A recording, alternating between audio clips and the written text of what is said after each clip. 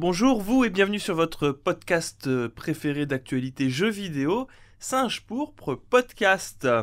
Aujourd'hui malheureusement nous avons perdu Étagère qui est tombé au combat des études, puisque malheureusement il est pris par des TD inopportuns qui se sont imposés à lui de manière saugrenue et tout à fait désagréable, mais c'est pas grave, on le salue et on l'embrasse. Et donc nous sommes accompagnés de Elena. Bonjour Elena. Bonjour. Nous sommes accompagnés de Mage. Coucou Mage. Bonjour.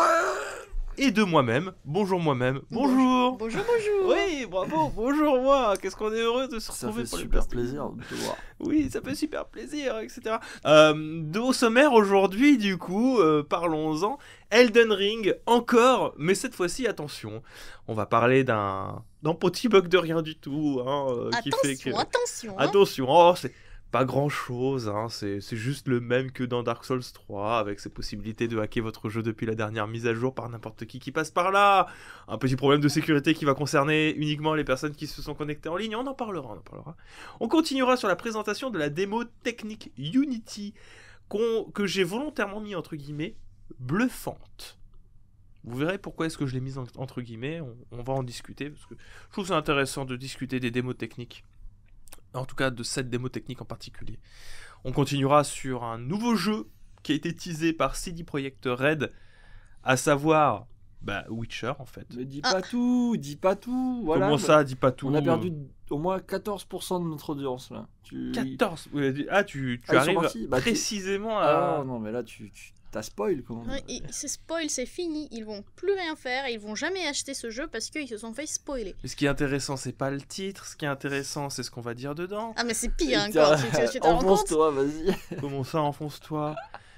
Ce qui va être intéressant, c'est notre discussion. Enfin, les gens ne restent pas juste pour un effet d'annonce quand même. Non mais vous inquiétez pas, les gens qui ont peur de spoil à excès, on va tout vous dire. On va vraiment tout vous spoil, donc vous inquiétez pas. Et on terminera par une enquête de Moon Studios. Donc Moon Studios qui...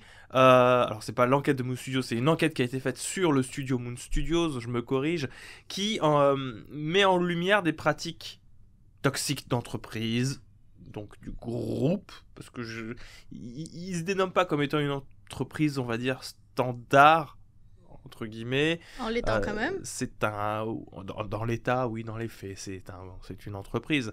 Mais voilà, pratiques toxiques qui ont été remontées un petit peu à la manière de Quantic Dream, parce que le parallèle avec l'article de Gamecult que j'ai pris en source fait beaucoup de parallèles avec Quantic Dream justement, donc il faudra qu'on en discute parce que, croyez-le ou non, mais dans le cas de Moon Studios, on a des choses à dire qui je trouve sont... plutôt cohérentes et qui vont nous faire ressortir notre vécu à nous. C'est les Blasto News de Singe Pourpre Podcast. Installez-vous confortablement dans votre siège de métro ou dans votre bus ou en promenant votre chien, en buvant votre café, en faisant votre vaisselle et que sais-je.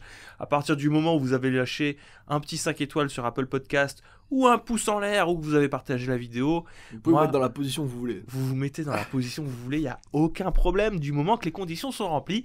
On peut commencer. La première actualité concerne à nouveau Elden Ring. Incroyable. Bon, oui, écoutez, qu'est-ce que vous voulez? C'est le jeu de la décennie. Toujours le même jeu. On est sur la pente descendante. Oui, on va de moins en moins en parler. Là, on est sur... disons que le moindre problème ou la moindre actualité va être forcément commentée parce que tout le monde... presque tout le monde joue à Elden Ring. Tout le monde respire Elden Ring en ce Tout moment. le monde le respire au moins. Je dirais pas que tout le monde y joue, mais tout le monde le respire. C'est-à-dire que il y a au moins ton voisin qui te pète de l'Elden Ring tous les jours dessus. C'est obligé. Oui, après, c'est assez incroyable quand même d'avoir un jeu aussi difficile et de se rendre compte que finalement t'as beaucoup de personnes qui arrivent à compléter le jeu aussi. Parce que le From Software a réfléchi à ce que ça soit accessible à tous, quoi. Parce que je me faisais la réflexion ce matin, parce que j'ai vu que Silver avait fini le jeu et avait partagé une image de lui qui avait joué 94 heures au jeu. Soit quand même pas mal d'heures. Quand même pas mal Pour d'heures. une run, ouais. Et je me suis dit, mais attendez, parmi nous là, sur les 4 personnes, sur les 5 personnes qui bossent à Iconoblast, en incluant Silver puisqu'il bosse avec nous, il y en a quand même 3 qui ont fini Elden Ring. C'est-à-dire que j'ai filé le jeu à 2 personnes en plus de moi, et sur les 3 personnes à qui j'ai filé le jeu, les 3 personnes ont fini le jeu.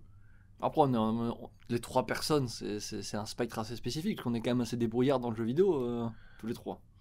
Ouais, Alors, mais... on n'est pas en mode casu. Ouais, mais pour un jeu aussi difficile, tu vois, je veux dire, y a des jeux, tu vois, peut-être qu'il y en aurait qui l'auraient pas terminé, tu vois. Bah après, ça se voit au nombre d'heures, tu vois. Moi, j'ai mis quoi, peut-être 80 heures, un peu moins, mais j'ai vraiment tout fait parce que je voulais absolument avoir une fin parfaite. Finalement, tu l'as foiré. Finalement, je l'ai foiré. Toi, t'as eu combien? 70 heures. 70 heures, et c'est vers 90 heures. Donc, tu vois, finalement, tu peux potentiellement analyser la difficulté face au jeu par rapport aux heures qu'il y a dedans, quoi. Oui, c'est pas faux. Toujours est-il que l'actualité aujourd'hui ne concerne pas le nombre d'heures que vous avez passé dessus. Si, un peu quand même. Un peu. Ah oui, c'est vrai qu'un petit peu quand même. Hein, mais côté somme plutôt. Côté somme, il y a un bug assez vénère qui est apparu depuis la mise à jour 1.003 d'Elden Ring. Qui est surtout exploité. Qui est exploité en réalité par des hackers. Et surtout sur PC, il me semble. Hein. Oui. Alors, je crois que c'est un peu plus compliqué sur les autres plateformes pour le coup. Ouais. Mais ça m'a l'air d'être un peu plus sur PC, effectivement. Et c'est rigolo parce que du coup, ça concerne l'élément le plus claqué d'Elden Ring. Le online. Le online, qui pour moi sera mon petit bout de sel, tu vois. Il peut tout bien se passer, mais il y a un petit trou dans la piscine, et vraiment elle se vide à cause de ça. Tu sais jamais, il y a toujours un petit risque qu'il y ait un petit microbe qui passe. Oui, bah voilà, pour moi c'est le online, et vraiment je déteste le online de Elden Ring. Alors vraiment c'est une haine viscérale, je te jure. Ah, je te jure. Étant un joueur qui aime bien invoquer des gens de temps en temps, ou rejoindre des trucs pour faire du PvP, oh mon dieu, quel enfer! Quel enfer! Je ne comprends pas comment un studio de cette envergure s'est dit ok, alors là, il va invoquer quelqu'un, je vais lui faire apparaître des marques partout autour de lui, mais ces marques, elles sont peut-être inactives, et ça va juste lui dire impossible d'invoquer. Et on va faire ça pour à peu près 40 minutes. Ça lui fera les pieds. Je te jure que je ne comprends pas comment un studio peut faire apparaître des trucs et te dire ah non, ça marche pas. Ah, mais c'est parce que le but c'est de vouloir être un petit peu cryptique aussi sur ce domaine-là. Comme ça. Mec, c'est pas. Je comprends. Mais je suis d'accord. Moi, fait d'être on cryptique, est sombre et mystérieux. Je préfère qu'ils ne me mettent pas de marque, tu vois. Ils me disent ah c'est chaud, plutôt que m'en faire apparaître des dizaines et des dizaines vraiment. Et à la fin me faire ah non, ah non. J'ai perdu 40, peut-être 1 heure sur certains boss. D'autant plus, ce qui est terrible, c'est que toi, ce que tu veux faire en général, c'est du coop. Alors, on est un peu hors sujet, mais c'est pas grave. Ce que tu veux faire, c'est du coop face à des boss en général. Oui. Et devant chaque boss, tu as toujours des petites statuettes qui sont en fait des recueils d'invocations que j'ai jamais vraiment compris à quoi est-ce qu'ils servaient. Ça te permet de respawn au niveau soit du recueil. Ouais. Et je crois d'invoquer les joueurs, justement. Il faut que tu sois invoqué sur ce truc. Il faut que tu aies l'effigie de Marika. Mais toujours est-il que pourquoi est-ce qu'ils ont jamais utilisé ces recueils-là, tu sais, pour faire une liste de personnes que tu... Comme un recueil. Tu poses des bonnes questions. Comme un recueil avec une liste de personnes qui sont disponibles pour faire exactement. Ce plutôt que faire apparaître de manière aléatoire un nombre de marques limité, parce que je crois que c'est 3 ou 4. Et te dire ah mais t'as pas été assez rapide, ils ont déjà été invoqués. Et ne parlons pas quand on veut s'invoquer soi-même entre potes, hein, il faut mettre des mots de passe un peu chum. Des mots de passe, des fois ça marche, des fois ça marche pas. Alors ça marche mieux quand même. Hein. Ouais. Mais invoquer des mecs random dans un jeu où je trouve que c'est un élément important, parce que moi aussi j'aime bien me faire invoquer pour aider des gens. Ouais. Tu vois, en mode sur certains boss. Et alors quand tu veux aider quelqu'un, ça va plus vite, hein, par contre. Hein. Oui, c'est vrai. Mais c'est parce qu'en fait il y a certains boss qui sont plus demandés en fait que d'autres, qui sont plus difficiles que d'autres, et donc du coup les marques d'invocation qui sont laissées au sol, elles sont utilisées très très vite. Donc si toi tu en vois très peu sur des gros boss, c'est parce qu'en fait t'as des gens qui se jettent dessus, et le jeu il a pas le temps de calculer les nouvelles marques d'invocation au moment où tu les recherches. Ouais, non mais alors du coup c'est pas que j'en vois très peu, c'est le problème c'est que je les vois, et c'est ça le problème. Ouais. L'essentiel du problème c'est que je les vois et qu'elles me passent sous le nez, et étant donné qu'il y a une limite. Il peut pas en avoir plus de 4 à la fois, et qu'elles mettent du temps à pop et des pop, je vois le temps passer devant mes yeux. Alors je te jure que j'ai passé presque 40 minutes à essayer d'invoquer un mec à un moment, en me disant mais mec, j'en peux plus, je vais le faire moi-même le boss. Et c'est ce que j'ai fait finalement, en mode ok, je vais invoquer ma ménique plus 10, on va voir ce qui va se passer, et c'est passé crème. Mais c'est du dommage. coup, c'est quoi le problème avec cette mise à jour et cet online ? On y vient, c'est-à-dire qu'on vous déconseille en fait de jouer en ligne. Pour le moment. Pour le moment. Alors, peut-être qu'il y a eu une mise à jour qui a été faite. J'ai vu que Elden Ring a été mis à jour en 1.03.002. Peut-être que ça a corrigé déjà ce bug. Je vous avoue, j'ai pas. Alors je crois que c'est plutôt l'inverse. C'est cette mise à jour qui a apporté ce problème parce que avant il y avait déjà d'autres problèmes liés online de mecs qui, je crois, ils abusaient de vos sauvegardes et ils vous foutaient dans la merde. Je ne sais plus quelle manière. Il ne sait pas qui corrompait vos sauvegardes, mais genre ils rentraient et vous tuaient.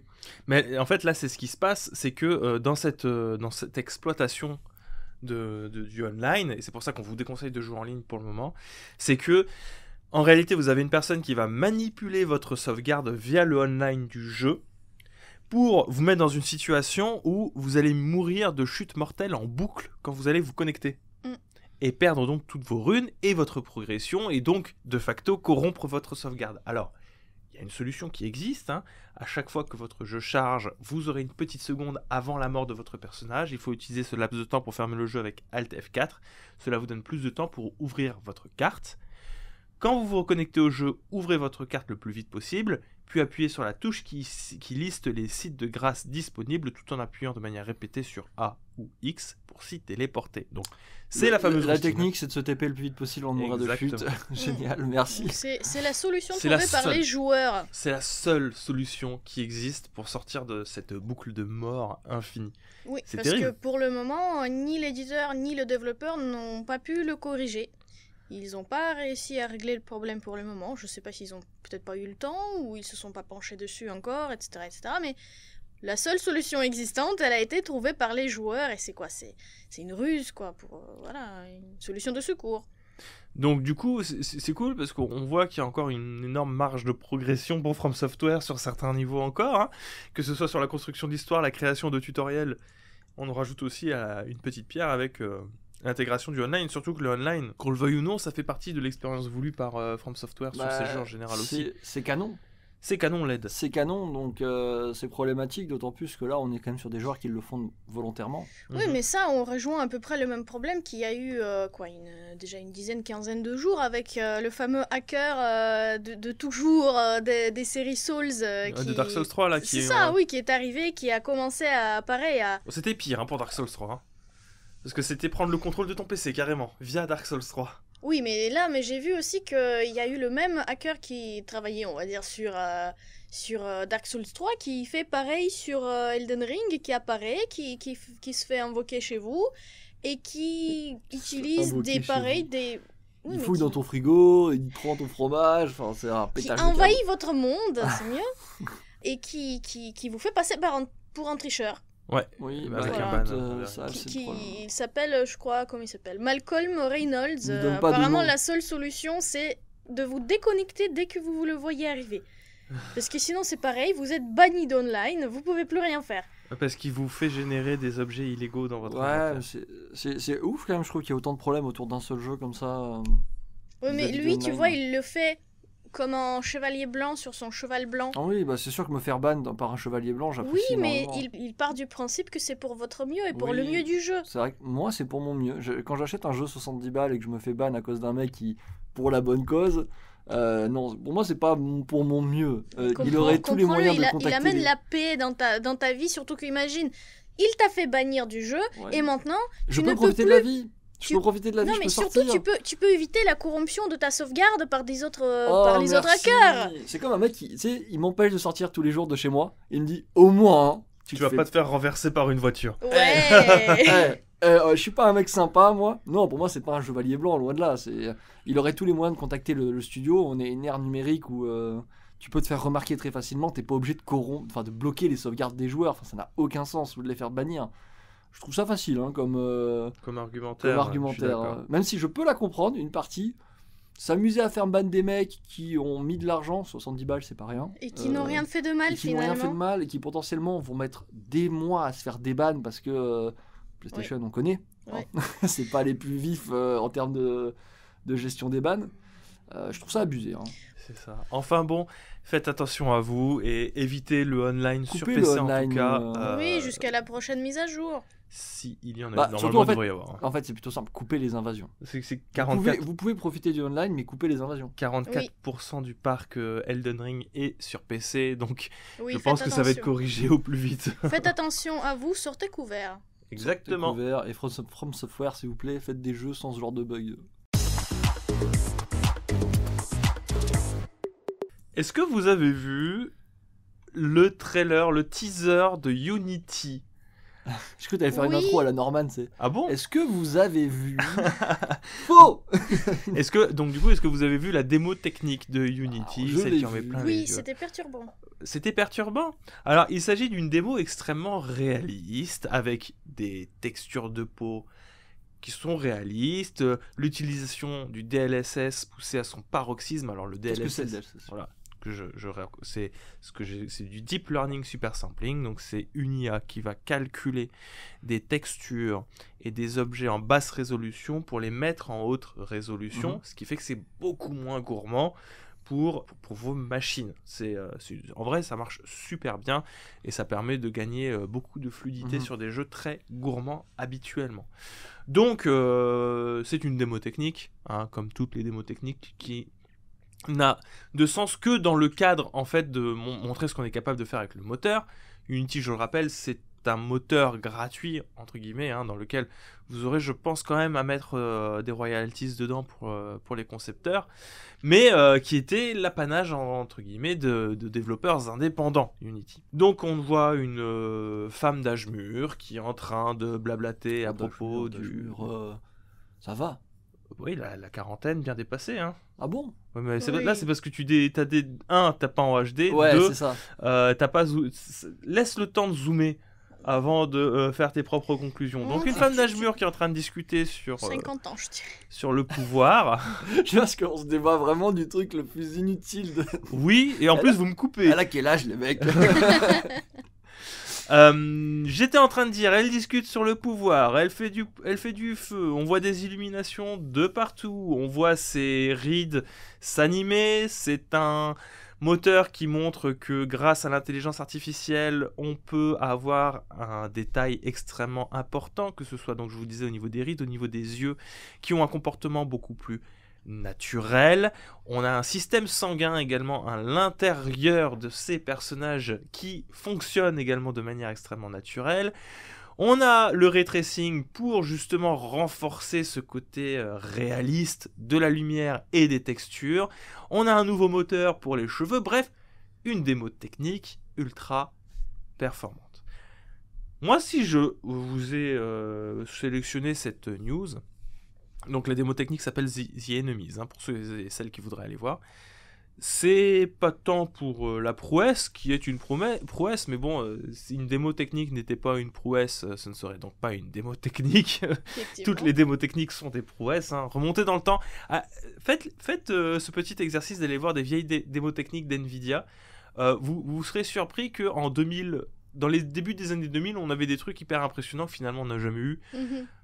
Je suis pas en train de vous dire qu'on n'aura jamais ce genre de choses, hein. Il y en aura peut-être par petites touches, par-ci par-là, dans nos prochains jeux, mais vous attendez pas à ce que le futur de vos jeux ressemble à ça, c'est très loin. Mais toujours est-il qu'à titre personnel, voilà, je voulais poser le débat, vous me direz ce que vous en pensez après. Je trouve que ça sert à R. Parce que ça fait plaisir. Ils ont peut-être amélioré les cheveux, etc. On se rapproche, là pour moi il y a de la vallée dérangeante de ouf. On se rapproche tellement du réalisme que ils ont beau rajouter des rides, ils ont beau rajouter du système sanguin. Moi, les cheveux, je vois qu'ils sont faux. Moi, les yeux, je vois que c'est faux. Et ça me dérange terriblement.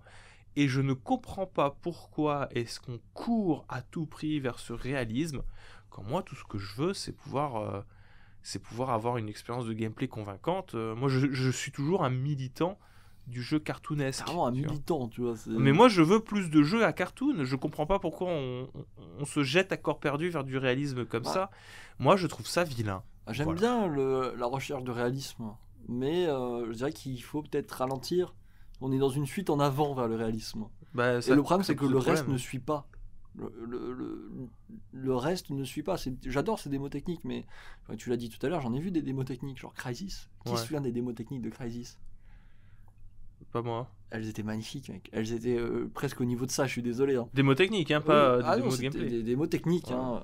Je suis toujours très mal à l'aise face à ce genre de démos, dans le sens où j'ai vraiment l'impression, tu sais, c'est des démonstrations militaires, c'est de matériel militaire, et nous, on est des civils, donc on les aura jamais. Oui. C'est en mode, regardez ce qu'on peut faire dans une belle cinématique de 40 secondes. Par contre, dans le jeu vidéo, alors... Oui, parce que là, je ne l'ai pas précisé, hein, mais c'est une démo qui sera présentée au stand d'Unity à la Game Developer Conference du 23-25 mars, donc qui est actuellement en cours d'aujourd'hui jusqu'à demain. C'est clairement pas quelque chose qui sera utilisable pour le commun des mortels, on le verra pas dans les jeux vidéo, mais c'est là pour vendre en fait le moteur aux développeurs, quoi. Le problème, c'est qu'il y a beaucoup de médias qui mettent ça en avant comme si, enfin, en mode, vous avez vu à quoi vont ressembler nos jeux vidéo, c'est une technologie qui va révolutionner, alors que ça, on l'aura pas d'ici peut-être 20 ans, tu vois. Et encore, ça va évoluer entre-temps, où ils vont peut-être garder qu'un truc là-dedans. Et donc j'ai toujours un petit côté... ouais, tu vois, bon, cool, génial, vous avez fait une belle cinématique, je suis fier de vous. C'est tout. En fait, c'est un condensé de tout ce qui est capable de faire le moteur, en fait. Et oui, tout ce qui est capable de faire le moteur. Maintenant, qu'est-ce qui est capable de faire notre console? C'est la question que je me pose. Moi, la question que je me pose, c'est surtout... Qu'est-ce que sont capables de faire les développeurs? Parce qu'on n'arrête pas d'en parler, qu'il y a du crunch, qu'ils sont tous épuisés, que le temps de développement est tout le temps limité. Combien de temps il leur faudra pour faire ça? Après, ils le disent hein, dans l'article qu'on a sous les yeux, que c'est censé faciliter et accélérer la création de... Oui, ce sera peut-être plus facile de faire des images de visage de base. Mais pour arriver à ça... Il faut quand même du temps, il faut quand même faire des calculs, prendre des choses en compte, etc. Donc ça prendra quand même du temps. Et puis c'est juste là c'est du précalculé, hein. C'est pas du gameplay. C'est pas du gameplay. Encore une fois, c'est pour ça que je dis cinématique. Je sais que c'est grossier, mais pour moi c'est une cinématique. Oui, donc c'est peut-être pour faire une cinématique comme ça, d'accord, pourquoi pas. Mais encore une fois, faire une cinématique, c'est long, ça demande du temps. Est-ce que vraiment tous les développeurs qui voudront déjà essayer utiliser ce genre de technologie dans leur jeu, est-ce qu'ils auront tous le temps de le faire? Et moi, je vais poser une autre question là qui me vient aussi, et qui est dans la continuité de la remarque que tu fais. On en est à un point où ça peut potentiellement être très long de faire ce genre de cinématique. Oui. On est d'accord. Pour un rendu qui se veut être au plus proche du réel. On est d'accord. Pourquoi tu filmes pas ça, en fait, du coup? Oui, si le but, c'est d'être au plus proche du réel, pourquoi tu t'embauches pas les acteurs directement pour tourner dans un fond... Même pas dans un fond vert, tu sais, dans les fonds façon Batman ou Mandalorian, là, et t'auras l'effet le plus beau possible. Et il y aura pas le valet dérangeant. Quand je disais que ça m'a fait bizarre, c'est qu'au début, bon, je l'ai regardé, je l'ai pas ouvert en grand, la vidéo. Je me suis dit, tiens, mais c'est une femme dans un décor là de jeu vidéo dans la 3D qui se passe autour d'elle. J'ai pas compris en fait que c'était pas une vraie femme. Je pensais que la démo c'était tout ce qui était autour. C'est quand je me suis rendu compte que c'était justement elle aussi en 3D que je me suis dit mais pourquoi faire ça quand tu peux juste embaucher un acteur qui ferait tout aussi bien voire même mieux? Parce que perdre tout ce temps-là pour justement faire des cheveux mèche par mèche, de faire le circuit sanguin et pour faire les yeux qui brillent de manière naturelle, etc., etc., pourquoi pas juste embaucher quelqu'un, tourner ces fameuses 10-15 minutes pour tout le jeu, et finalement tout le monde est heureux. Non, parce que là, c'est 100% réel. Ça fait des mélanges de jeux vidéo et de cinématiques réelles, c'est personne mais c'est ce qu'ils cherchent aujourd'hui dans les jeux vidéo. Et de toute manière... 100% de réalisme. Autant d'embaucher la personne, de mettre un petit décor, ça coûtera moins cher et ça prendra moins de temps. Pourquoi tu t'énerves? Et de toute manière, de toute manière, il y aura quand même une dissonance si on fait une cinématique au plus proche du réel, Mage. Elle existe cette dissonance et je pense que tu la vois sur mon écran. Oui, alors je continue. Parce que tu sais même pas de quoi je vais parler. Vas-y, je suis sûr que je sais. Ah bon, d'accord, ok, la suite va te surprendre. La dissonance, elle existe déjà, mais si tu le fais au plus proche du réalisme pour une cinématique, d'accord, tu vas forcément te confronter au moment où tu vas arriver sur le gameplay, où fatalement, ça va être différent. Alors ok, peut-être que tu vas récupérer les textures réalistes de la cinématique, peut-être que tu vas récupérer l'éclairage de la cinématique, peut-être que tu vas récupérer les voix, que tu vas récupérer la physique de la cinématique, tout ce que tu veux, mais sauf que tu seras en jeu avec des comportements d'un joueur et une physique qui forcément sera loin d'être réaliste parce qu'on est dans un jeu. On n'est pas dans du réel à ce moment-là. Moi, je suis désolé. Quand je vois Aloy dans le dernier Horizon Forbidden West, qui est incroyablement beau, mais qui se fait bloquer parce qu'il y a un muret un petit peu trop haut, ou qui n'arrive pas à faire des petits sauts alors que normalement tu devrais pouvoir le réussir à le faire, etc. Moi, je trouve, après, peut-être il y a des gens qui vont me dire que je pinaille, mais je trouve que c'est contre-immersif. Et je comprends pas pourquoi est-ce qu'on essaye à ce point de singer le réel quand le jeu dans son essence même ne peut pas être du réel et c'est pas ce qu'on lui demande. Voilà. Alors, tu t'attendais à ça ? Oui. Oui, bien sûr. Il y a une virgule, j'ai pas pris en compte, mais tout était bon. Oui, bien sûr. Tout était bon. Je suis plutôt fier de moi. Voilà, donc je voulais discuter un petit peu de ça. Donc c'est cool, allez la voir. En vrai, c'est une belle prouesse technologique. Mais pour le jeu vidéo, à part pour le côté vitrine technologique... À part pour un Last of Us 3, je vois pas à quoi ça va servir. Mais non, même pas, Elena, s'il te plaît, à d'autres. Il y a du gameplay dans Last of Us 3. Last of Us 4. Mais arrête, il y aura pas de Last of Us 3 et 4. C'est quoi cette remarque ? C'est un jeu vidéo, Last of Us, point barre, c'est pas un film interactif. J'avoue, tu viens de mettre Last of Us sur un piédestal qui, à mon sens, je comprends pas pourquoi. Ça sort de nulle part. Non, Last of Us, il y a du gameplay, Elena, que tu veux. Non, parce que si tu veux, moi j'ai des très belles cinématiques de Halo 4 qui datent de 2012. Non, j'ai jamais dit qu'il y avait pas de gameplay, j'ai dit que juste c'est le genre de jeu qui court derrière le réalisme à outrance. Je connais pas trop d'autres qui font vraiment. C'est peut-être le futur de Quantic Dream à la limite. À la limite, ouais. Voilà. Le futur de Quantic Dream pour les films interactifs. Il y en a forcément, mais ça va être compté sur les doigts d'une seule main, les jeux qui vont utiliser ce genre de performance, je pense. Non, même pas. Personne ne va l'utiliser avant très longtemps. La plupart des démos techniques qui ont été publiées par Nvidia, on n'a rien encore actuellement qui a ce niveau-là de réalisme, entre guillemets. Donc ça, oubliez-le. En vrai, vous ne le verrez peut-être que sur, éventuellement, comme je l'ai dit, sur des films, des films, tu vois, des trucs de Quantic Dream. Ou alors, ils feront des films avec cette technologie. Oui, et puis ça pourrait très bien marcher aussi. Oui, ça pourrait très bien marcher. Peut-être que le JDG va utiliser ça pour ses prochaines vidéos, vu qu'il tourne sur Unity pour ses décors en 3D.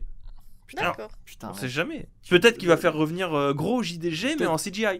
Peut-être on aura le vrai JDG qui va revenir, du coup, tu vois. Il va le libérer sous caution.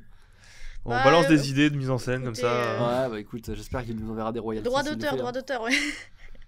Mais j'espère juste que peut-être que ce moteur sera quand même utile un peu à tout le monde, si ça peut juste ne serait-ce que faciliter le processus de développement, rendre ça plus rapide. Bah, du coup, c'est bien que tu soulignes ça, parce que ce serait cool. Alors, je sais pas qui blâmer ici. Est-ce que c'est les développeurs ou est-ce que c'est la presse qu'il faut blâmer ? Ce serait bien qu'on ait un suivi de l'utilisation de ce genre de technologie avec des témoignages, par exemple, pour dire oui, non, mais effectivement, sur cette démo technique, ce qui est intéressant, c'était ça, et on a pu avoir une utilisation concrète ici et là. Parce que là, effectivement, à part attirer du clic, je vois pas à quoi sert ce genre de présentation pour le grand public. Ça manque de... Oui, parce que, encore une fois, on a dit que ce genre de jeu, avec ce genre de capacité technique, il en aura quasiment jamais, ou il y en aura un ou deux dans très très très longtemps, mais qu'est-ce que pourraient nous proposer des studios un peu plus petits qui ne travaillent pas forcément avec le côté ultra réaliste, qui travaillent justement par exemple dans le cartoon ou dans d'autres types de graphiques justement de présentation de jeux vidéo, qu'est-ce qu'ils pourraient eux faire avec ce genre d'engin. Ça pourrait être très sympa à voir, très intéressant à suivre pour savoir justement comment ils peuvent l'utiliser à part essayer de remplacer les vrais acteurs par des images.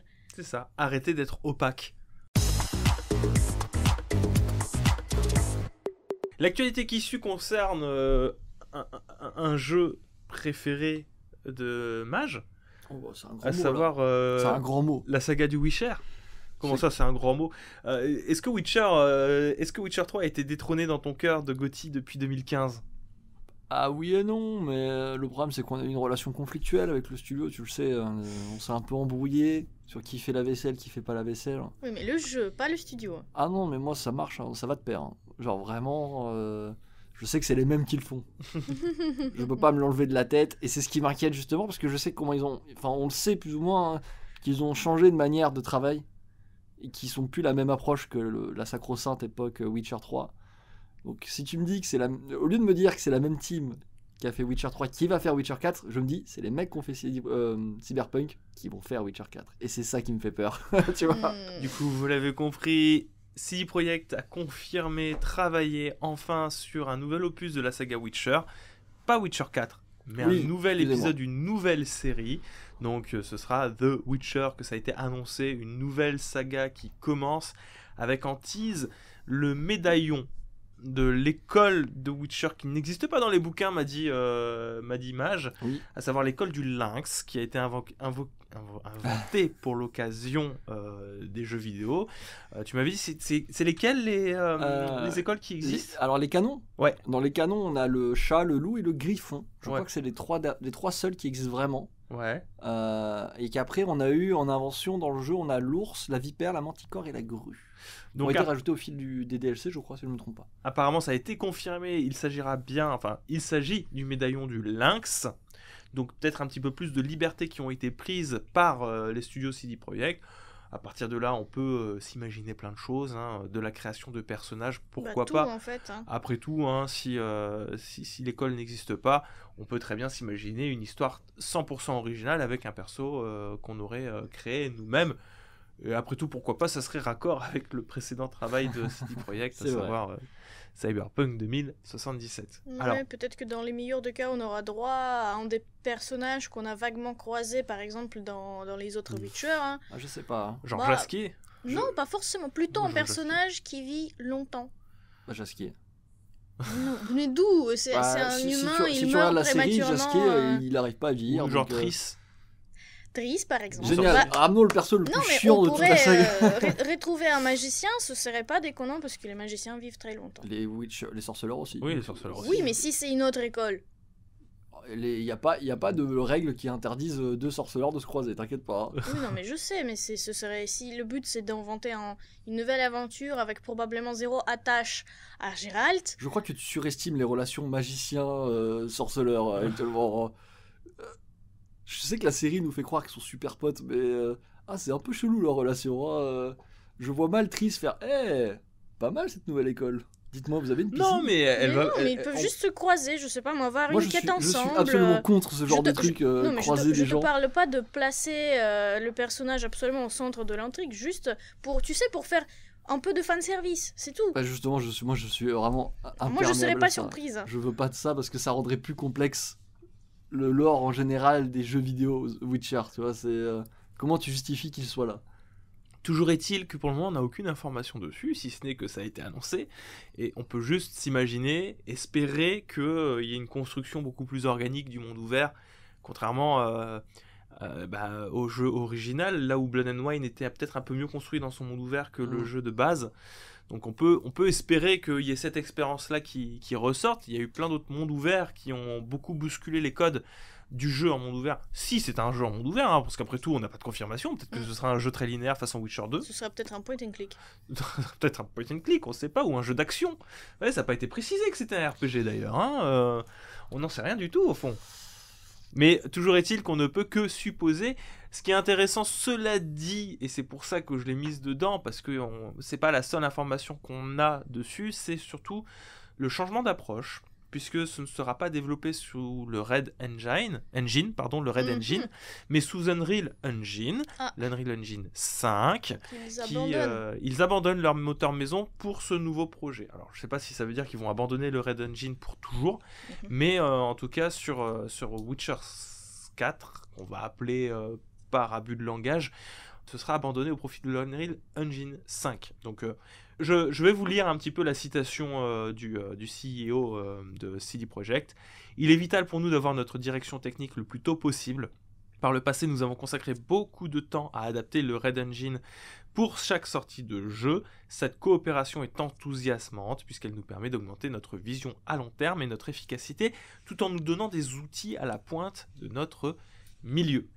Alors, moi j'entends le sous-entendu, je ne sais pas si vous l'entendez vous aussi, qui serait que peut-être que on a passé trop de temps à essayer d'adapter notre moteur pour nos différentes productions et que c'était pas forcément adapté à chaque fois et que c'était ça qui nous foutait dans le caca et que c'est peut-être aussi un des gros problèmes qu'ils auraient rencontrés sur Cyberpunk 2077 et que du coup, arriver sur l'Unreal Engine Engine 5, c'est tenter d'éviter ce genre de choses.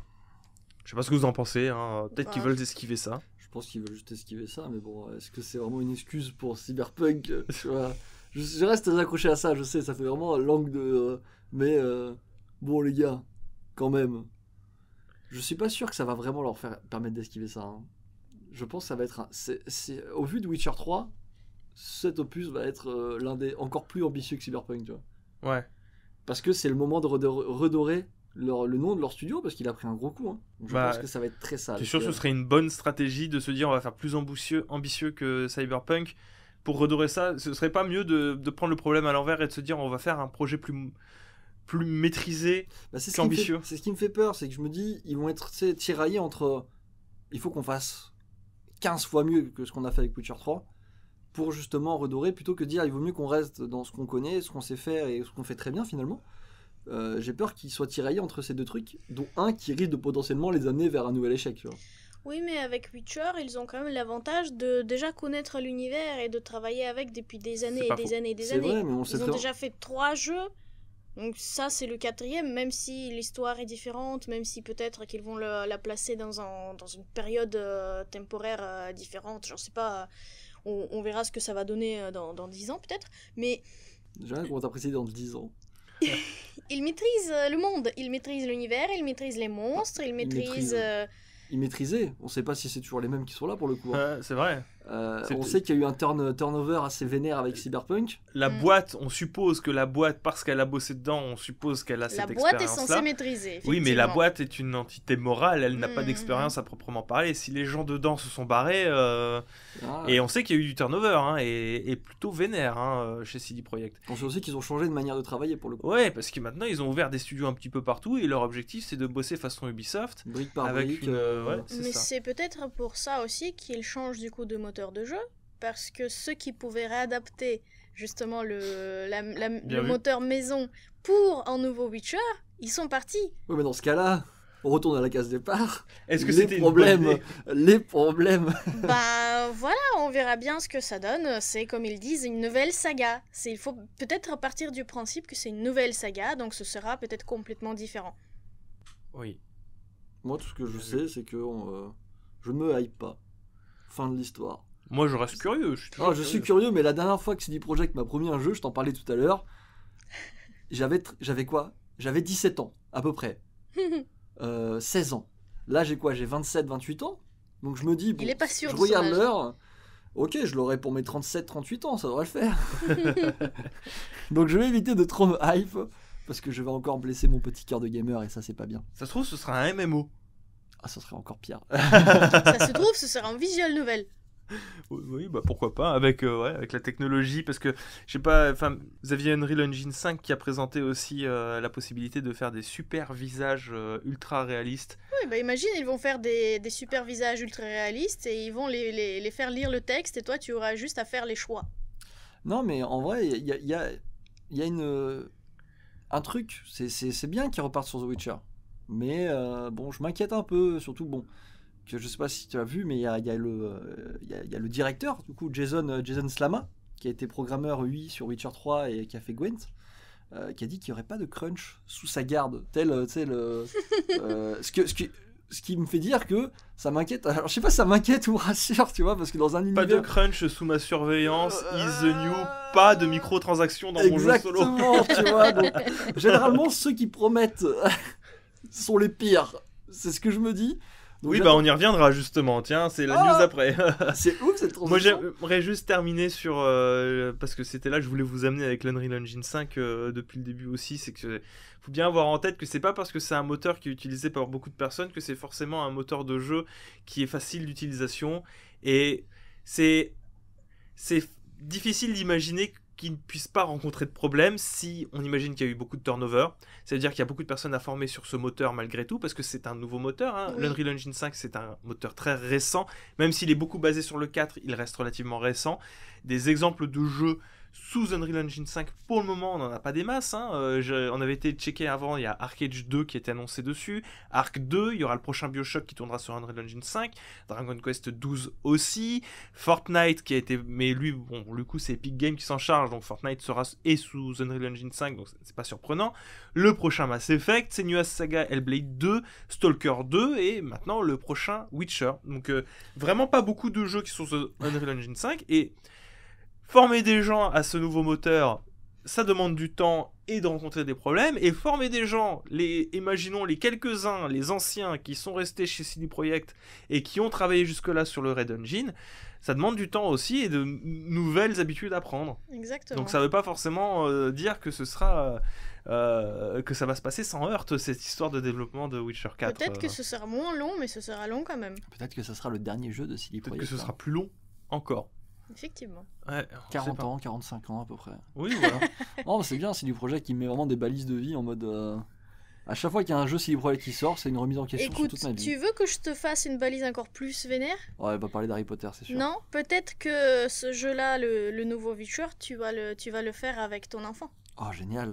J'ai trop envie de lui montrer comment décapiter un griffon. Et il sera assez grand. Peut-être qu'il aura 15 ans. Quoi? J'aurai quel âge quand ça sortira? Non, mais oui, je suis désolé, moi j'ai vraiment du mal à me hype pour le moment. Il a tenté de faire mal à l'envers, Alm. J'ai du Alm. Oui, c'est ça. Non, mais ça l'a perturbé cette Bref, possibilité. Hein. On enchaîne justement sur la suite. Sur la suite. Alors la suite, comme je vous l'ai dit dans le sommaire, c'est peut-être l'actualité qui a trouvé le plus d'écho pour chez moi. Peut-être pour chez vous aussi. Ceux qui nous écoutaient. Et ceux qui nous écoutaient, mais je pensais surtout à toi, Elena, et à Mage quand je disais vous. Et oui, parce que je vous regarde quand je vous parle, même si vous me tournez le dos, malheureusement. Alors, moi, on m'a dit, Mage, surtout ne regarde pas quand tu parles, parce que tu tournes la tête et le micro. Mais et ça tu as des yeux qui ont une autonomie, tu peux les bouger, tu sais, sans bouger ta tête. Je sais, c'est compliqué à imaginer, parce que depuis que tu as les cheveux longs, tu imagines que tu as un casque constant sur la tête. Mais... Oui, c'est vrai que ça joue, mais après, pour visualiser, hein, je te rappelle que tu es juste à ma gauche, donc te regarder avec les yeux sur le côté, c'est très compliqué. Ah, mais c'est ce que je fais. Oh, putain, tu dois avoir si mal aux yeux. Non, ça va, je les bouge, tu sais. Mes yeux ne sont pas destinés à rester droit devant. Tu sais que je suis quelqu'un d'extrême comme bref, consigne. C'est pas grave. Moon Studios, vous les connaissez peut-être pour avoir développé Ori and the Blind Forest et Ori and the Will of the Wisps.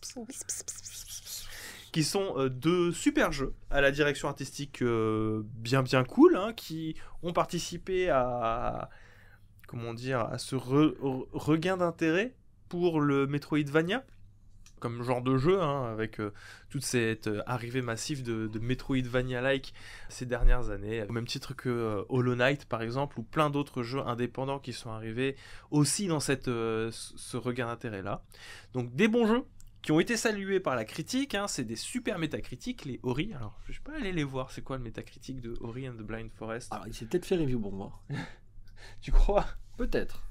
On est à 90% de Metascore sur PC, je crois. 88%. Ok, 88% de Metascore et il n'a pas été review bombé. Pas encore en tout cas. Et qui, du coup, avait beaucoup fait parler de lui pour sa méthode de travail très horizontale, qui était en télétravail avant l'heure, donc qui avait une organisation en télétravail avant que le télétravail soit cool. Avant que ce soit à la mode. Avant que ce soit cool. Before it was cool, ils étaient en télétravail avec... Before it was c'était cool les cookies d'avant l'heure. C'est ça, avec des employés qui viennent des quatre coins du monde pour travailler sur leur jeu et qui se réunissent du coup sur... un serveur de discussion, on va imaginer un Discord, mais je suppose que vu les enjeux de création de jeux vidéo, ça doit être quelque chose d'un peu plus sécure qu'un Discord. Genre c'est un Skype au moins. Mais on va imaginer un Discord. On va imaginer un Discord comme ça, et qui se retrouve en physique pour faire du team building en général. Voilà, l'une des derniers team building, c'était à Florence notamment. Oui, alors, on pourrait dire que c'est un système de travail hyper libéraliste et hyper progressiste. Je serais pas jusque là, parce qu'on a eu le Covid entre temps, donc forcément ça... Oui, mais avant Covid. Avant le Covid, on aurait pu dire, c'est l'avenir. Oui, je sais la possibilité de rassembler les meilleures personnes de tous les coins du monde et fournir le meilleur travail possible. Bah non, parce qu'il y a des effets négatifs, on va les voir. On va les voir, et justement. Parce que Moon Studio, si on en parle aujourd'hui, c'est essentiellement parce que apparemment, il est ressorti de beaucoup que il y avait une ambiance toxique dans tout ça, qu'il y avait peut-être des remarques qui étaient un petit peu homophobes, racistes, qui pouvaient être données par les deux piliers de Moon Studio, à savoir Thomas Mahler et Gennady Korol, je suis désolé si je le prononce très mal, qui auraient pu être un peu offensants, avec des comportements oppressants, un manque de professionnalisme, une liberté de ton qui était dans le politiquement incorrect, qui régulièrement sur, on va dire, ce Discord, vous verrez pourquoi je parle de ce Discord-là, parce que c'est justement ça, ça va me permettre de nous rapprocher sur des situations qu'on a bien connues, et quand je dis on, pour le coup, je parle de vous, auditeurs et auditrices aussi. Bref, des comportements qui étaient peut-être un peu trop décomplexés et auraient pu mettre mal à l'aise des personnes qui travaillaient avec eux, mais qui du coup n'étaient pas en présentiel, mais uniquement en télétravail. À l'autre bout du monde. À l'autre bout du monde. Donc c'était un travail à distance toxique qui a été pointé du doigt et relevé par beaucoup d'ex-employeurs qui, du coup, disent attention, parce qu'il y avait beaucoup de personnes qui voulaient rentrer en tant que développeurs chez eux, notamment pour cette méthode de travail-là, en mode, regardez, ils ont fait quand même Ori, et Ori, c'est un super jeu, c'est incroyable ce qu'ils ont fait avec cette méthode de travail. Donc ils ont dit attention quand même, parce que les deux tenants, c'est des personnes, voilà, c'est pas une très bonne ambiance de travail, on est très proche de ce qui s'était passé sur Quantic Dream à l'époque, avec des personnalités très toxiques. Voilà. Là où je voulais en venir, c'est pourquoi nous, ça nous touche peut-être aussi un petit peu. C'est pas surprenant, en vrai. Ne le prenez pas mal. Je pense que peut-être que vous aussi, vous l'avez vécu avec toutes ces actualités autour du télétravail, du Covid-19, etc. Le télétravail, c'est pas magique non plus. Il y a une perte d'humanité, il y a une perte de contact qui rendent les relations humaines beaucoup plus compliquées. Beaucoup plus froides également. Tu ne sais jamais tellement sur quel pied danser avec ton interlocuteur. C'est peut-être d'ailleurs l'une des explications de pourquoi Twitter est aussi toxique ces derniers temps. Depuis toujours. Tu te permets de dire des choses textuellement que tu ne dirais jamais à une personne en face à face. Tu te permets de tenir des propos que tu n'aurais jamais non plus, parce qu'il y a une déshumanisation du médium et cette sensation de pouvoir dire tout et n'importe quoi sans avoir de conséquences.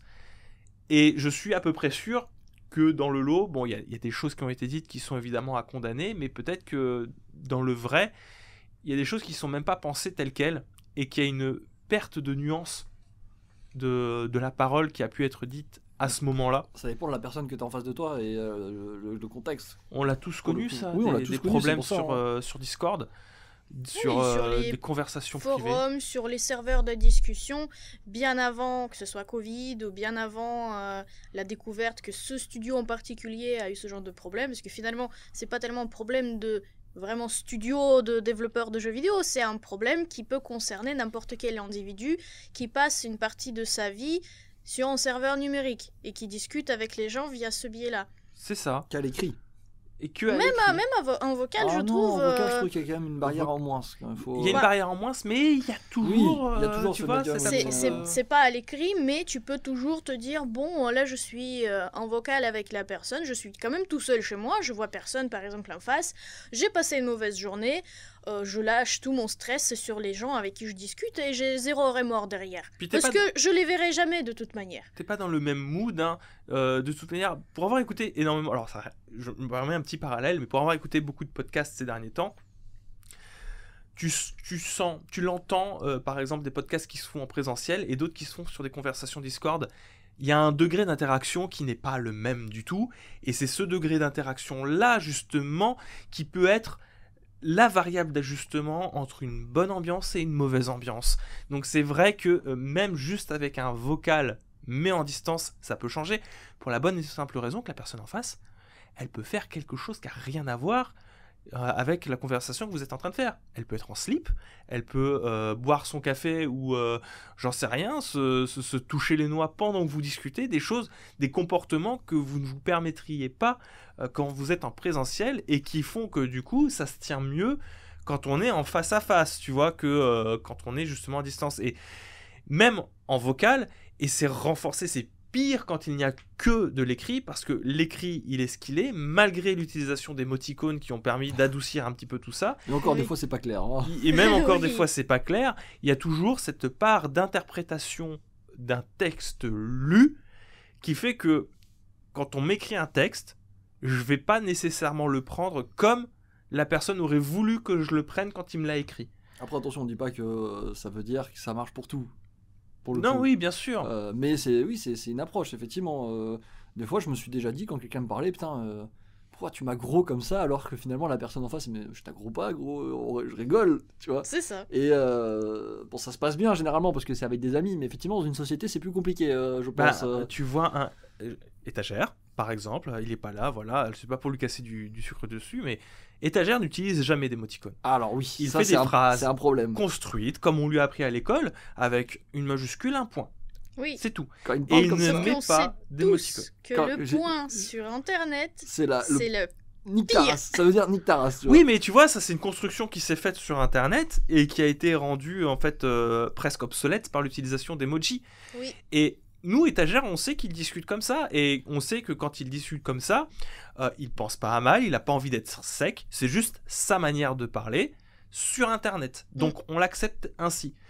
Maintenant, on ne connaîtrait pas étagère, peut-être que les choses seraient différentes et qu'on prendrait mal à chaque remarque qu'il le fait, alors que ce serait même pas des remarques, c'est juste participer à une conversation, tu vois. Oui, je sais que moi j'ai mis du temps à m'y habituer. Au début, oui, bien sûr. Il me reprend ou quoi là? Non, juste, il aurait mis un emoji tête à l'envers à côté, ça aurait été pareil, tu vois. Mais il y a une construction vraiment sur l'écrit. Il faut, je pense, comprendre et bien se rendre compte que la manière de discuter de la personne sur Internet, sur les réseaux sociaux, c'est pas forcément sa manière à discuter en vrai. Il peut même avoir quasiment une personnalité différente sur Internet et en face à face, qui n'est pas forcément, vous savez, elle est peut-être pas créée exprès, mais c'est juste sa manière de discuter qui change. Le nombre de mots, par exemple, qu'on peut mettre sur Twitter, ça limite aussi.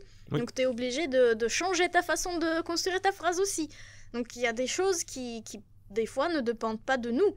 Sauf que là, dans le contexte de Moon Studios, c'est pas en serveur entre amis, c'est pas un groupe de discussion de fans de quelque chose, d'une série de films ou d'un musicien.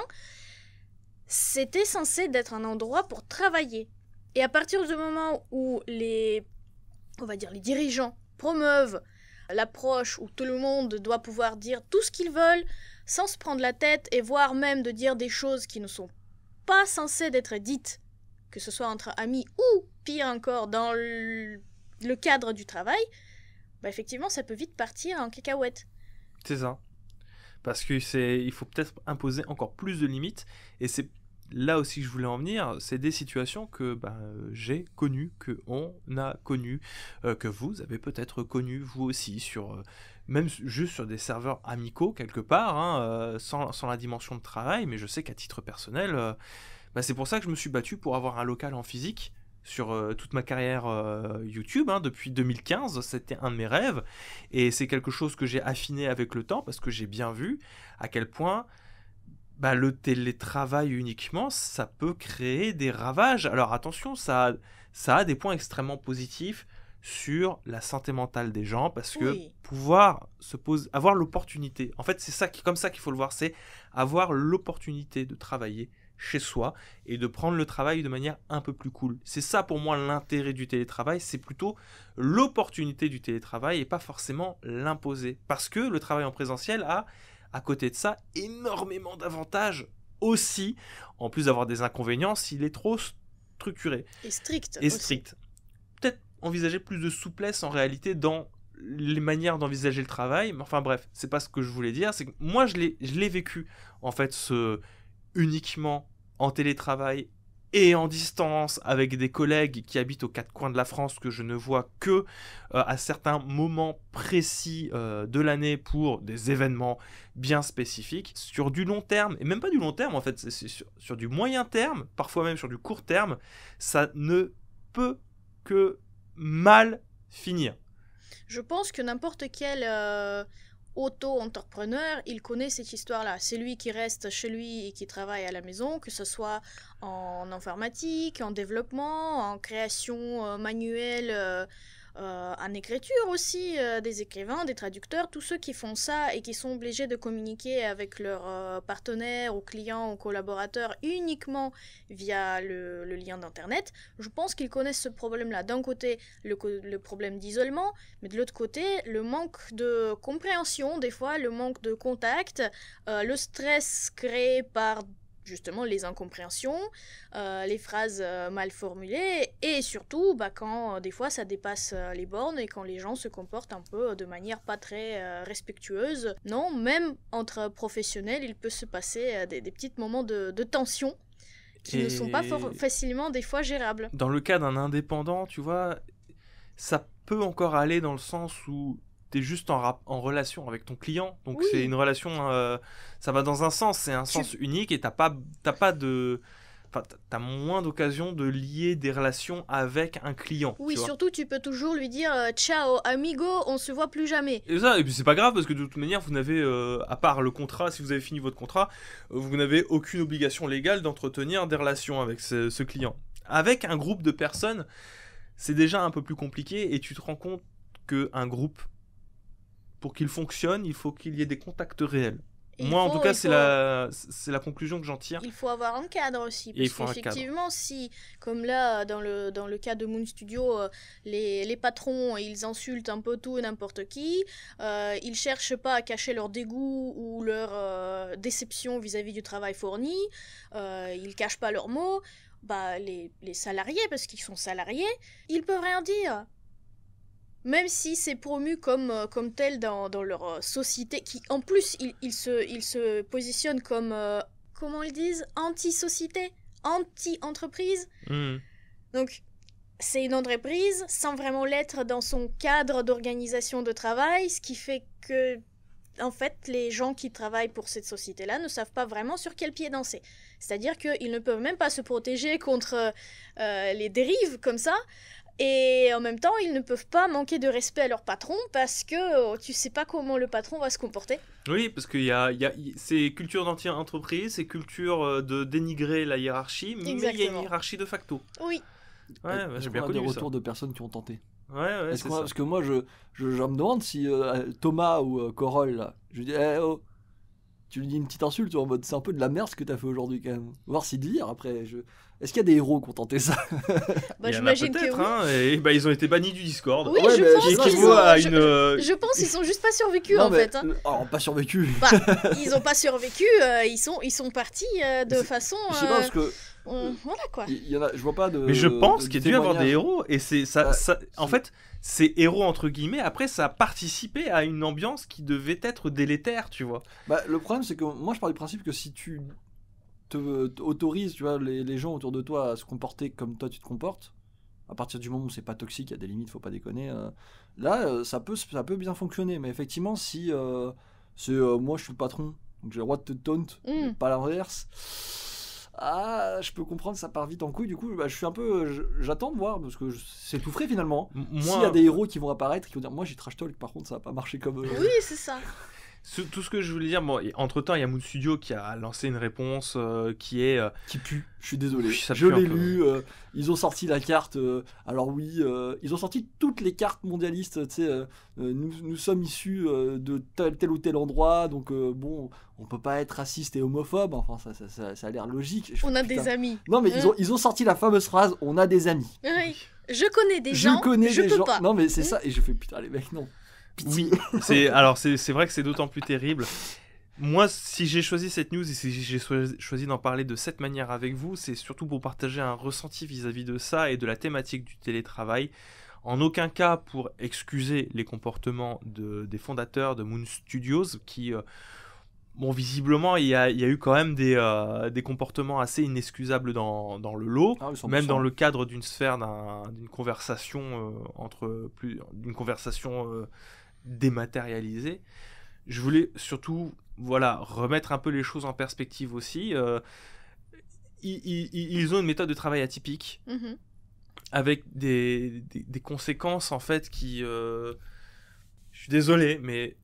ça ne pouvait que finir comme ça. C'était sûr et certain. Moi, du coup, là, je me pose quand même quelques questions. Est-ce qu'il y avait des RH dans cette boîte ? C'est compliqué, hein. Non, mais je veux dire...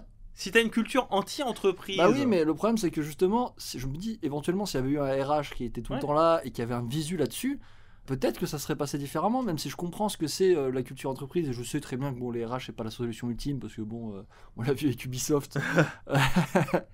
Suffit qu'il y ait des RH qui n'ont pas compris en quoi consiste leur job, et ça continue de pire en pire, mais je me dis quand même, c'est bien le côté anti-entreprise, mais s'il y a certains postes qui existent, c'est pour des raisons bien spécifiques. Écoute, je sais vraiment pas, parce que là, je vois que Moon Studios, il compte actuellement, donc je sais pas à l'époque de Ori, etc., mais actuellement 80 employés. Est-ce que ces 80 employés sont uniquement développeurs ? Non, c'est obligé que c'est pas possible, mais je me dis quand même qu'il devait... Est-ce qu'il y a, je sais pas moi, 2-3 comptables en CM et je sais pas moi, c'est tout ? Bonne question. Est-ce qu'il y a quelqu'un qui essaye de s'occuper un peu des gens ? Bonne question. Déjà, tu vois que tu as certaines entreprises comme, à tout hasard encore une fois, Naughty Dog, qui ont aussi cette culture très horizontale du développement du jeu vidéo, mais qui du coup est en présentiel. Quand tu vois qu'ils ont déjà du mal en fait à ne pas s'émanciper de cette hiérarchie de fait, comment est-ce que tu arrives à organiser 80 personnes sans jamais se voir ? C'est là que je trouve ça à la fois magnifique et terrible, tu vois, parce qu'ils ont quand même réussi à faire des jeux sans presque jamais se voir, tu vois, et je trouve ça dingue. Ouais, mais pour quelles conséquences ? Pour quel coup ? Surtout qu'ils disent que tous les gens qui des fois quittaient le navire au plein milieu du projet parce qu'ils en pouvaient plus, ils étaient justement facilement remplaçables par ce côté-là qu'ils sont tous dispatchés dans le monde. Donc c'est facile de remplacer une personne que les autres n'ont peut-être pas vu. C'est juste un pseudo qui est remplacé par un autre, quoi. Donc effectivement, il y a ce côté-là. Mais écoute, je sais pas trop comment ils fonctionnent. Je suis content de Microsoft ait coupé les ponts avec eux. Ouais, avant que ça pète. Surtout qu'apparemment, il y avait une haine anti-Microsoft. Je ne comprends pas, je t'avoue... les mecs qui se font financer, mais ils ont le seum contre la société qui les finance. Non, mais encore une fois, pour moi, c'est le genre de choses assez ahurissantes, mais qui naissent naturellement de l'absence de contact physique, en fait. Pour moi, l'absence de contact physique et d'encadrement. Je pense qu'à partir d'un certain nombre d'employés, tu peux pas avoir une ambiance... Ça crée des mouvements étranges. Oui. Les barrières comme ça... Ça crée des mouvements très étranges parce que justement il y a moins de limites. Il y a moins de limites et surtout, disons les termes, ces limites elles sont surtout moindres pour les personnes au-dessus. Ouais. Et en fait ça justifie tout et n'importe quoi dans un contexte où quand il y a autant de personnes dans l'écosystème, tu peux pas te dire ah ouais non mais c'est mon patron, je peux le vanner, tu vois, tout va bien, je peux lui répondre sèchement, etc. Non, c'est pas comme ça que ça marche.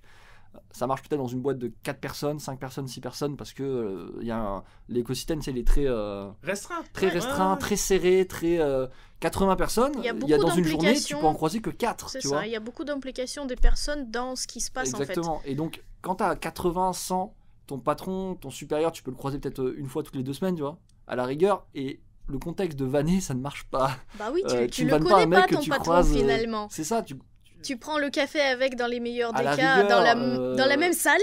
Et là, déjà, vu que c'est en démat, tu le discutes peut-être même vu pas. que c'est en démat, c'est encore pire. Tu vas pas boire un coup avec ton patron sur Discord, tu vois. Donc, je pense que, pour moi, on est sur les limites du fonctionnement. Je comprends le fonctionnement Keep Cool.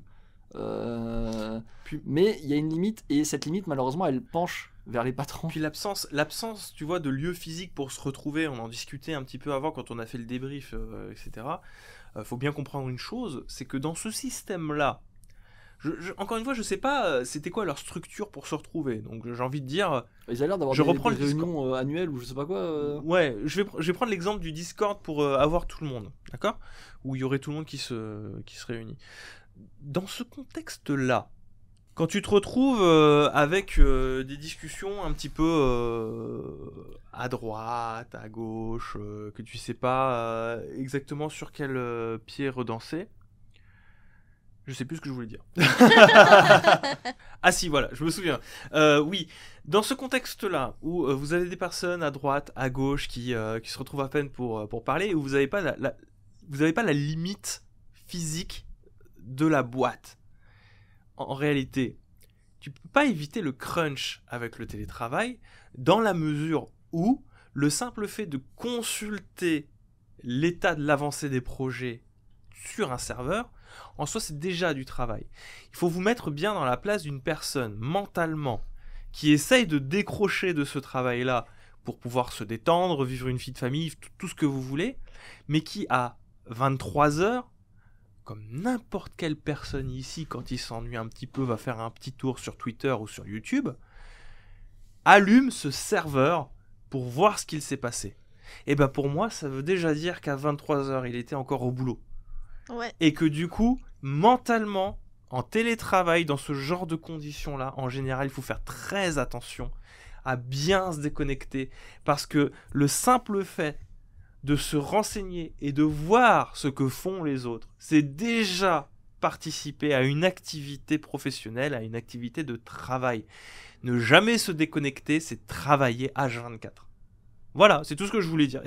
Comment j'ai fait pour oublier ça ? Je comprends pas comment tu l'as oublié, mais c'est pas grave. Bah écoute, après il y aurait eu peut-être des solutions, il fallait peut-être kick tout le monde. Tous les soirs, il y a un admin qui ferme le serveur et qui le rouvre le matin. Ça aurait été le plus logique.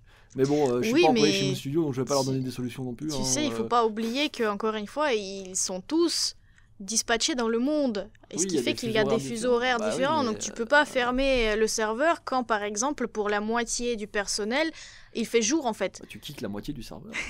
Dès que tu sors de ton... dès que chez toi, c'est un horaire fin de travail, tu es kick du serveur. Allez, je vous force de travailler la nuit. Je trouve en tout cas que cette situation est quand même beaucoup plus compliquée que d'avoir juste cette logique binaire de méchantes structures qui... Il y a des problèmes effectivement, mais je trouve qu'il y a moyen d'être plus nuancé. L'exemple est juste intéressant, tu vois. Il prête à débat, mais on reste toujours sur cet arc, sur ce spectre. Il y a un problème dans la manière de gérer une société du jeu vidéo généralement, qui au final, enfin, disons les termes, c'est pas que le jeu vidéo qui est comme ça. Hein. Oui, bien sûr. Moi, dans le cas de Moon Studio, je me demande si, par exemple, justement, le fait qu'ils étaient tous en télétravail n'a pas rendu plus long, on va dire, le moment où Microsoft s'en est rendu compte. Parce que si ça se passait comme ça, en présentiel dans un studio, Microsoft, normalement, ils sont censés visiter, ils viennent de temps en temps, ils les rencontrent. Là, il y avait zéro possibilité de vérifier comment ça se passait, donc ils pouvaient pas leur dire non mais stop, on arrête là après le premier Ori. Le truc c'est que c'est par défaut, ils pouvaient pas parce que rien à voir avec le Covid finalement, c'est que juste ils ont toujours fonctionné comme ça. Si Moon Studios se comportait comme ça dans un studio, si Microsoft prenait la peine de venir, tu vois, les voir comme ils font avec pas mal de studios, ça aurait pu jamais arriver. Oui, mais ça aurait pu aussi arriver. Tous les personnes qui travaillent là-bas l'ont dit eux-mêmes, c'est que dès qu'ils voyaient les patrons ou les supérieurs, ça se passait super bien, ils étaient super gentils. Et peut-être finalement, si ça avait eu un truc plus d'entreprise, plus physique, peut-être que ça serait jamais arrivé, que ça serait très bien passé, et que Ori serait toujours sous l'égide Microsoft, ou qu'il n'y aurait pas eu de problème, quoi. Ou moins de problèmes, parce que je ne crois pas à un studio qui n'a pas de problème, ça n'existe pas. C'est toujours un problème quelque part. Mais il y a le pour et le contre là-dessus. Mais encore une fois, il n'y a jamais noir et blanc. C'est tout le temps gris. Oui, clairement, ouais. Mais c'est un bel exemple, je trouve, Moon Studio, qui bien entendu n'excuse en aucun cas ce qu'ils ont dit ou fait. Tenez-vous un peu les mecs, s'il vous plaît, soyez dignes. Voilà, donc si vous avez un doute sur la manière dont est géré votre taf télétravail, un jour si votre patron vous parle mal, répondez c'est marrant enculé, voir si la règle des on est chill chez nous marche toujours, et pensez à le tweeter, mentionnez-nous, on fera une expérience sociale. Oui mais attends ça. C'est marrant, enculé. Qui va provoquer une vague de licenciements en France. Bravo Mage, bravo. Macron qui fera une allocution. On ne sait pas ce qui se passe. On va tous les radier du Pôle emploi par défaut. Hein, écoutez. Mais apparemment, vous traitez d'enculé vos patrons. Que se passe-t-il ? Oui, mais moi, si je voulais ramener à l'idée que ça peut se passer pas seulement pendant le travail. Ça concerne aussi juste les gens qui essayent de partager leur passion entre eux pour s'amuser. Donc si vous passez trop de temps là-dedans, ça peut devenir toxique aussi. Parce qu'on ne sait jamais ce qui passe par la tête des gens qui passent trop de temps sur Internet. Ah, ça y est, t'es en guerre contre Internet, non? Non. Ça y est. T'as changé. En tout cas, voilà, faites attention à vous et merci d'avoir écouté ce podcast jusqu'au bout. On espère ne pas vous avoir trop déprimé sur. C'est vrai que la fin a été rude. Hein. Un peu, ouais. Merci à toutes et à tous de nous avoir suivis. On vous embrasse et on vous dit à la prochaine. Ciao tout le monde. Bisous.